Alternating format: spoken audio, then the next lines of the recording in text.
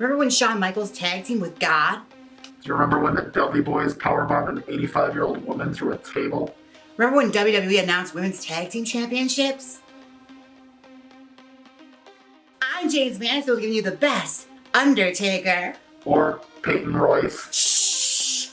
And I'm Sylvia Nyxx giving you the Dollar Store Cane. Really, Sylvia, this is a YouTube video. Take that thing off of your face. I'd like to keep it on, please. And you're watching Queens of the Ring. Now, these Sisters of Destruction are going to bring you the top 5 weirdest tag team gimmicks in wrestling. At number 5, we're bringing you a menagerie of body parts. The Ding Dongs and the Dicks. So the Ding Dongs came out of early 90s, late 80s WCW, where a man named Jim Herd, who had just come freshly out of managing... The pizza man, right? Yeah, he just came out of managing a Pizza Hut. And he saw what the World Wrestling Federation was doing at the time.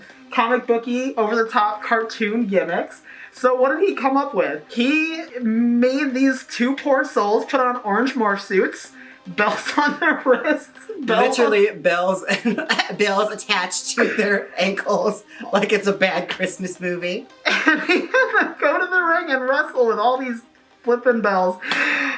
Needless to say, this gimmick lasted one match before they were given the golden shovel. And considering Jim Herd managed a Pizza Hut, that really tells you the qualifications it took to be a storyline writer in WCW at that time. And then the Dicks, I really don't remember much of the Dicks. They were essentially WWE's parody on Chippendales. Oh. And I feel like they were in and out. They lasted like 2 weeks. It's just a jobber team, which it's probably for the best. Jumping into number 4, we have a tag team, or rather several tag teams calling themselves Los Conquistadors. Now, in the late 80s, there actually was a tag team who would dress head to toe in gold, and they were really good in the ring, but they were a pretty forgettable gimmick until the late 90s. Yes, this is where I remember them from, because I'm not too big on their history beforehand, but I believe it was the Hardy Boys they had a famous match against, correct? Yes. So, in storyline, and the Hardy Boys and Edge and Christian were feuding for years. One of the greatest tag team storylines in WWE history. By far. I mean, it was back and forth. Like, the Hardys were known for their high-flying antics. Edge and Christian were more jokey, but also could really, bring it into the ring. And then they would bring the Dudley Boys into the fold, who were known for, their hardcore antics, and all three of them just made for an epic tag team division at the time. So, Edge and Christian were told by Commissioner Mick Foley, if you can remember when Mick Foley was a commissioner. Oh, and Deborah. Yeah. Deborah was a lieutenant commissioner, whatever that is. Yes, Deborah McMichaels, or was she Deborah? Was she still Deborah? No. I think she was Deborah Austin at that point. She was there. Anyway, Commissioner Foley told Edge and Christian that as long as the Hardy Boys were the World Tag Team Champions, they were not allowed to challenge for the Tag Team Championship. And so what do?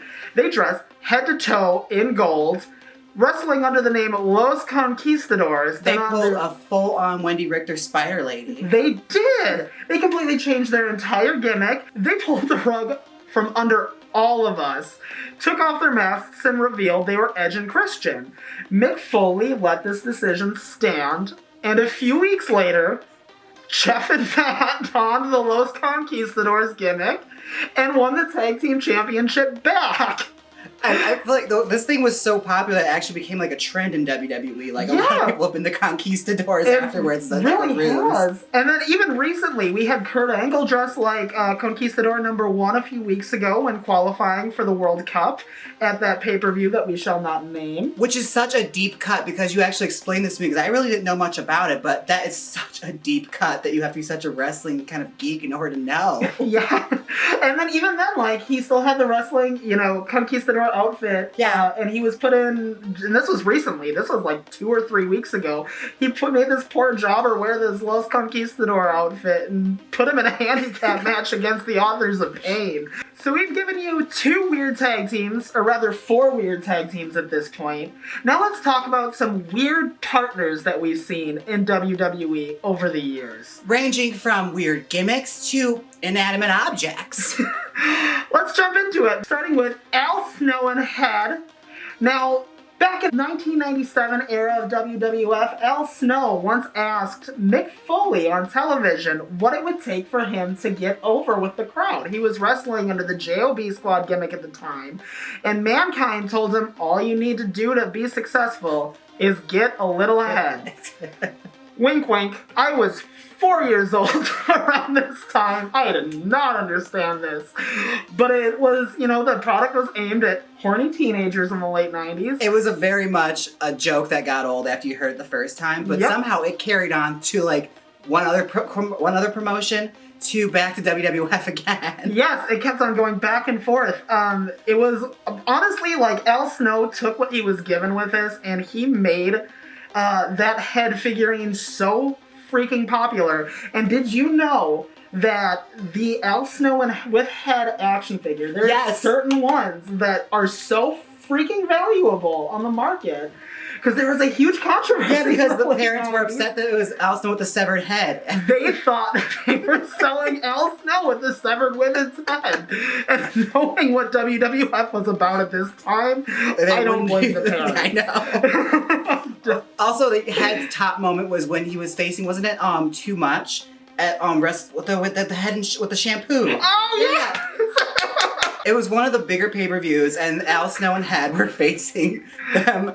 Yeah, because Jerry the King Lawler handed them. Oh, yeah, Jerry, yep. Because Brian Crystal, yep. Yes, it was. They faced Too Much, and they tried to figure out how they could pin Head to get the easy win, and Jerry the King Lawler gave them the shampoo Head and Shoulders. Oh, my God. Iconic wrestling. Also an odd pairing, Perry Saturn and Moppy. Now, Perry Saturn had a wonderful manager in Terry Reynolds when he mysteriously dumped her out of the blue for a mop. Do you want to go into the backstory of how Perry Saturn got saddled with a mop? Now this was some backstage politicking. Perry Saturn went full-on apeshit at a poor jobber on an episode of WWF Sunday Night Heat, or maybe it was Jacked, maybe it was Shotgun Saturday Night. There were so many of these shows. And he took some liberties and kicked this poor guy's... He didn't get a receipt, he got a full refund. He did. It was one of the most brutal beatings I've ever seen given in a wrestling ring. And this was real. This wasn't part of the match. He shot on the guy, right? Because he hit him too hard. Yep. So this guy must have given him a potato or did something to piss Perry Saturn off. And so to punish him and make sure that he never got past this elevation, they gave the poor guy Moppy. It actually went on for quite a while. And poor Moppy met her demise when Terry Reynolds and Raven fed her to a wood chipper. Oh. Isn't it sad that that's Raven's most memorable moment? And then earlier this year, we were blessed with Braun Strowman and his tag team partner, Nicholas. Who was a shoddy tag team partner in that WrestleMania match, I have to say so, Nicholas. Yeah, he didn't carry his own weight in this match. He needed to get his head in the game. He needed to. Nicholas was a 10-year-old boy that they literally plucked from the audience. The rumor mill said it was a referee's son. It was one of the referee's sons. And Braun Strowman and Nicholas actually won the tag team championship. Yeah, he's on the record books, folks. He is a former tag team champion. The youngest person to hold WWE gold. 10-year-old boy was stripped of it, or rather... Take that, Randy Orton. Suck it, Brock Lesnar. Killed that legacy. Oh my God. So he actually had to surrender his tag team championship because he had prior engagements, also known as the fifth grade. This is 2018, folks. It was cute. It was. I actually kind of popped. I popped for it. Nicholas was over. And returning back to our countdown, our next one is a bit more... Oh, you might want to sit this one out, Sylvia. Yeah, I can't contribute much to this one. I bring you WWE's idea of adding diversity to their tag team division. You're not talking. The Mexicals. Now, ECW One Night Stand was a monster smash. Bigger than WWE thought it would be. So they decided to cherry pick some of the best talent they had seen, i.e. Psychosis, Super Crazy, and Juventud Guerrera to round out this quartet. No, that's a trio. A trifecta. Yeah, there we go. 3. A menage a trois of some of the best luchadors in the business. Some of the greatest cruiserweights in history. Instead of just showcasing them as the legendary talents they are, Which they didn't need a gimmick. they decided to put them in jumpsuits, in lawnmowers, and completely remove any kind of mess they had whatsoever. And called them the Mexicools. Yep, Now, they were gardeners. they were. So bad. It was terrible. Were they going for like cool irony before that was cool? Like It wasn't cool. no, right. I mean, there was nothing about this. Even like 2 weeks into their like debut, they lost one of their members. Juventud got fired under not mysterious circumstances. Juventud just got himself fired. Well, let's be real. Which was sad because he was the most attractive Mexican. He was. Like, how do you get from doing a moonsault off the balcony in one night stand to let's put these guys on And lawnmowers? To quote Ariana Grande, thank you, next. And speaking of burying someone's historic wrestling legacy, our next tag team actually has some royal blood in their stream. We're talking about Too Cool, Grandmaster Sexy and Scotty Too Hottie, and Rikishi later for a spell, but we're not counting him right now. Now this tag team gimmick was just weird because it was like an influctuation of everything that could have only gotten over in the early 2000s. Oh yeah. Was it a boy band? Was it a hip hop group?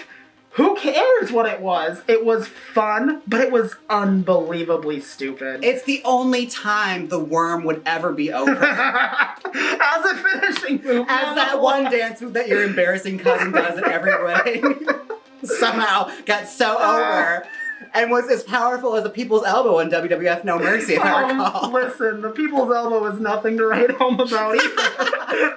But no, Too Cool was just a lot of fun. Adding Rikishi to the mix, it just made for a really interesting dynamic. I really wish, though, that Brian Christopher could have just kept the name Brian Christopher. Yeah. Maybe embrace the lineage of being the son of Jerry Lawler. He could hold his own in the ring. Instead, they whitewashed him because I believe at the time Brian Christopher and Jerry Lawler were not on good terms, no. Yes.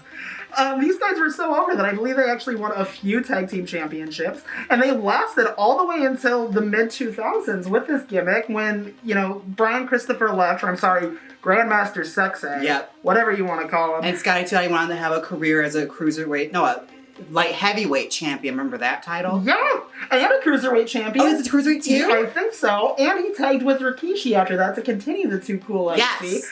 And, it was just all great fun. Our number one most bizarre and stupidest tag team gimmick in wrestling is also one of my very favorites. I know when you guys think of superheroes, you think of the greats, Spider-Man, Superman. We could go on and on and on. My favorite was the Hurricane. And superhero in training, Rosie. So Gregory Helms has a long history in professional wrestling. A long history and really bad gimmicks, Yes, too. he does. Starting out in WCW under the moniker Sugar Shane Helms, where he competed in He was a boy group, right? Yeah, I think it was like... I forgot. Oh man, splice it in. I can't remember either. I remember the video though. Yes, I remember the music video. And they actually had a really good match at Starrcade 2000 too. It was like a triple threat triangle ladder match against the Young Dragons and... I feel like it was the Sugar Boys or the... No, his name was Sugar Shane Helms. Was it 3 Live Crew? No. No. Oh, it's gonna come to me. It's gone. Yeah. But you're on the right track. It's on the network. You'll figure it out. Yeah. Just Google it. He came from Sugar Shane Helms to Hurricane Helms, the very, very last legs of WCW. Was he the Hurricane already? Yeah, he was Hurricane Helms. He came into WCW under the Invasion angle, and he was still Gregory Helms. Was he? I think so. And then WWE Creative got a hold of him, as WWE Creative does with WCW talent, and created the gimmick of the Hurricane. Under no circumstances ever should this gimmick have gotten over. But it was. It was so freaking gold. It was so good. He traded promos with The Rock. He had Mighty Molly as his sidekick. And this isn't just, an average women's wrestler. This is Molly Holly. Yeah, and he was so over, even as a heel, they turned him face. Yeah. He tag teamed with Kane of all people. So what do you, the obvious next progression. What was the name with Kane? What was the name with Kane? Oh, it was Hurricane. Oh, the dumb name. I love it. Yeah, I love it too. We also can't forget his tag team partner, Rosie. The next progression of Hurricane's career was to give him a sidekick. And like any sidekick, I feel, starting out, if you're training under a superhero, you're given a shitty gray t-shirt and a Sharpie and told to write superhero in training. Put those initials together, and what does that spell? You know, him and Rosie just had this great chemistry together. So much so that they would eventually win the tag team championship. I can't remember off of who, but I want to say it was La Resistance. But Hurricane would eventually break up with Rosie when he beat the crap out of him and dropped the Hurricane gimmick altogether. It was so sad because at that point... He ripped the mask off. He just saw it pan down onto the mask. And Rosie graduated from that crappy gray t-shirt to his own, like... superhero getup. It was just so heartbreaking to see this team dissolve, and then they survived tag team battles. They survived Stacy Keibler. Super Stacy! Yes, Super yes! I love Super Stacy. Their tag team wasn't broken up by Stacy Keibler. Oddly enough, she had a habit of doing that. She did. W points? No, that was the WWE draft. Yeah. Yeah. She was involved. She had a hand. She somehow was involved. She was Vince's assistant. And then what does the Hurricane do after the Hurricane and Rosie splits up? He starts Jamie Nobling it up and just kind of turns into another generic redneck character, which were common for the WWE at the time. And to this day, I think that when Shane or Gregory Helms is wrestling on the indies, he still wrestles under that Hurricane mask. Which I'm here for. Yeah. And Shane is still just as cute as he was before. He was. Like a silver, fine wine, the silver... booty on that boy. Look at his Instagram. My God. I'm going to follow him. Thank you guys so much for watching the 5 most bizarre tag team gimmicks in professional wrestling history. I hate you. So good. I'll stop before I burn you again.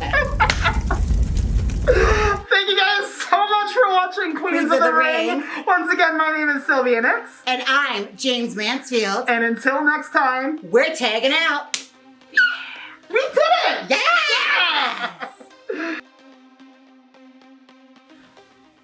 Oh. Click here and watch our Evolution Kiki, or watch wrestling's gayest gimmicks. Come on, click it. If you don't click it, the conquistadors will make a return. Click it!